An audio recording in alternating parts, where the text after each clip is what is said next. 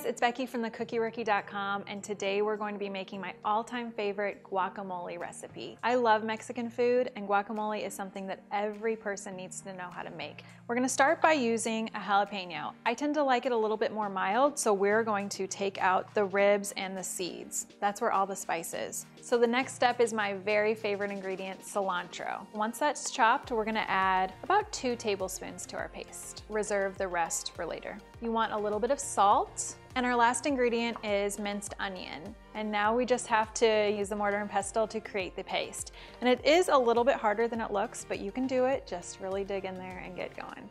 So as you can see, a really nice paste has formed, so we're ready to add the star of the show, the avocado. There's a couple tips that you can learn to make sure you pick the right avocado every time. You want a dark color, but not black. This is really the perfect color. When I take the stem out, you can see that it is still a little bit yellow underneath. That's what you want. If the stem won't come out, it's too green, and if it's black underneath, you can tell it's too ripe. So this looks perfect. We're just gonna cut right into it using a large knife. Be careful when you're cutting it not to cut through the skin. For this guacamole, we wanna mix in 2 avocados first, stir, and then mix in the rest. That way it doesn't get too smooth. I like a little bit chunky. So when you're mixing this, I like to keep it in the mortar and pestle, really get down to the bottom to get that paste all the way throughout.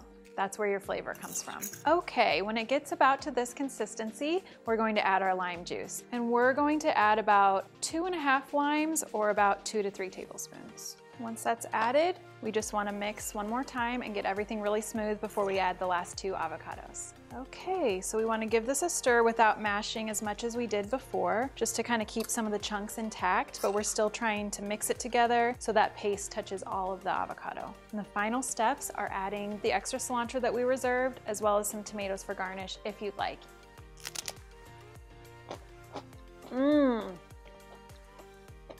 It doesn't need anything. It's absolutely perfect. And there you have it, the absolute best guacamole you will ever taste. Head over to thecookierookie.com for the full recipe.